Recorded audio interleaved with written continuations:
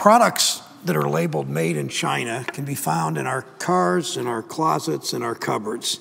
So too are the ingredients in the foods we eat often, the medicine we take, the candy our children enjoy, the toys they play with. But how many times do we hear in the last few years of illness and death from contaminated foods or drugs or toys that are made in China? In Toledo, Ohio, patients died after taking contaminated heparin to treat their heart conditions. Drug manufacturers have acknowledged that they turn to countries like China to buy ingredients to put into pharmaceuticals.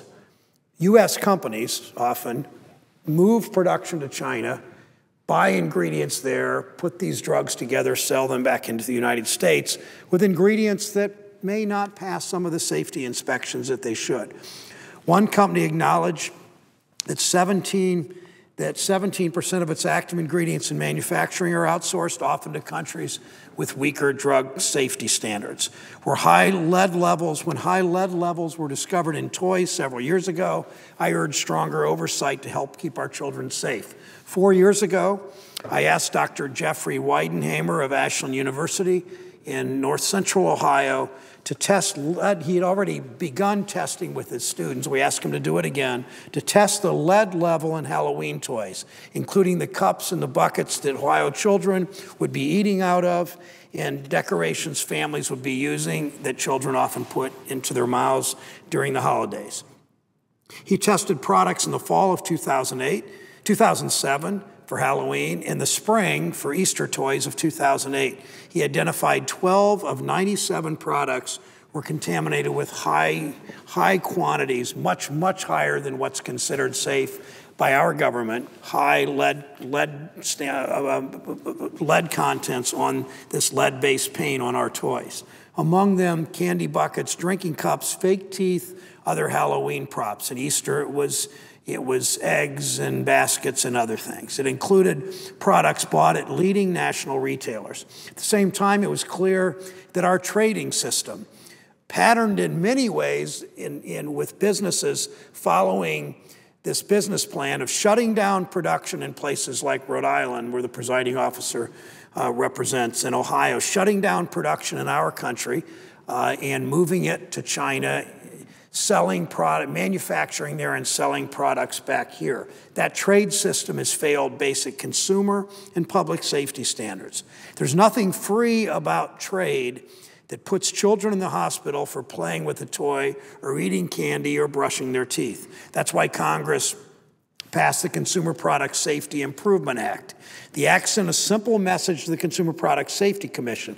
It's charged with protecting consumers, protect American children, protect families, protect companies from unsafe and possibly fatal products. That job's gotten a lot harder to protect the American public on food products, on toys, on pharmaceuticals, and in a moment on pet food, which I'll discuss, because the business plan for so many companies has been shut down production in Canton, Ohio, and move it to Guangzhou, China. Shut down production in Toledo or Dayton, Ohio, and move it to Wuhan or Xi'an, China, in order to save money, in order to cut worker safety costs, in order to evade environmental and consumer regulations sometimes.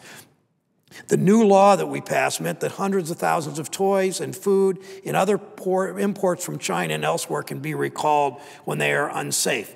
The key is inspection of these products, and the key is making the companies that outsource the jobs to China in order to save money, making them liable. We don't want more court cases, more litigation, but if these companies are going to move production to China, they need to take responsibility for the lead. If there's lead on the toys, that the toys have been painted with lead-based paint, they need to take responsibility for the pharmaceutical ingredients, sometimes dangerous ingredients that somebody has somehow put in these pharmaceuticals when production comes from China.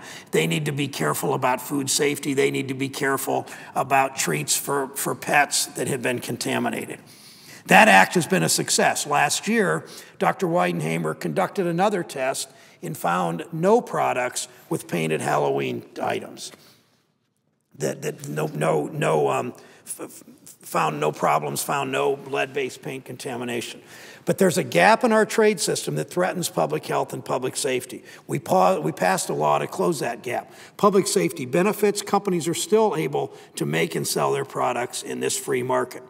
1 year ago, Congress passed, the President signed into law, the Bipartisan Food Safety Modernization Act. The law provides the FDA with the tools needed to better protect our food supply, to recall tainted or adulterated food, and to respond more effectively to foodborne illness outbreaks. It empowered the FDA with new authority to establish a traceability system. That is, if when a product comes to your table, whether it's food, in this case, a pharmaceutical, whether it's a toy, the company that sells that product needs to be able to trace back all the ingredients, all the components, where they came from, how were they produced, under what conditions they were produced. It empowered, it's that type of public safety infrastructure that's so important. Yet, as we've seen with food and toys and drugs imported from China, now we're seeing it with pet food. Yesterday, I met with Kevin Thaxton in Cuyahoga County, the Cleveland area, whose wife, Candace, wrote to me after one of their dogs, a pug, I believe a 9-year-old pug, died from kidney failure. They thought it was the pug simply getting older. Pugs, I had a pug once, don't usually live much beyond 10 years. They then found, as they got another dog, got sick immediately, they figured out it was likely from eating Chinese-made chicken jerky treats. At the time, they didn't make the connection. Until the second dog, they didn't make connection between the pet food and the pet illness. With the other puppy, the second puppy had a life-threatening illness after eating the same product. Another Ohioan, Terry Safranek, joined us at our meeting yesterday, 2 days ago. Terry lost her 9-year-old fox terrier earlier this year. She did not realize that tainted chicken jerky treat could be responsible for her dog's death until she saw the Thaxton story in the evening news. These two families, the Thaxtons and the Safraneks, in the 62% of U.S. households who own a pet, shouldn't have to worry about the safety of the food they give their pets. It's an example, again, of a trade issue transforming into a safety issue. Now, again, to explain this, Mr. President, that so many companies in the U.S., as part of their business plan, decide in order to save money, in order to evade consumer protection laws and food safety laws and worker safety laws and environmental laws, or whatever reason, they move their production to China with significantly cheaper labor. They shut down in Columbus or Cincinnati, Ohio. They move to China to manufacture these products. They sell back into the U.S. Probably unprecedented in economic or world history, where companies shut down one place, move overseas, produce the same items, sell them back into the home market. We know with that whole trade regiment, that whole construct of that business plan of shutting down production, moving overseas, selling back in, there are significant health and safety problems. Again, there are problems with lead-based paint. There are problems with other consumer items safety. There's problems with food safety. There's problems with pharmaceutical contamination ingredients, and now there are problems with pet foods. The Food and Drug Administration has logged more than 350 reports of pet illnesses thought to be connected to chicken jerky treats made in China. Although the FDA has already issued a warning about illness, they have not yet for sure identified a contaminant. The treats remain on market shelves in stores across the country. I would never on this Senate floor suggest people buy something or boycott something else. I would suggest, though, that people look at the product when they buy something for their pet and they look where it's made and make the judgment based on that. I'm calling on the FDA to accelerate its investigation of the imported pet food, especially food imported from China, where the possibility of food contamination is higher. That's the FDA's job. Earlier this week, I sent a letter to Dr. Hamburg, the FDA commissioner, urging her agency to act swiftly to make sure that products found to be helpful are pulled from retail outlets. I've asked the FDA to improve its notification system so pet owners know about items under investigation for pet food safety breaches. The FDA should promptly pursue efforts to find the contaminant in these pet treats and ensure they are pulled from store shelves to prevent any unnecessary pet deaths. Contaminated toys, hard-to-trace medical ingredients, now pet food have all forced Americans to turn to the government to ensure the safety of the products we import. Now, it's a problem with trade law that we have set this up to happen far too often.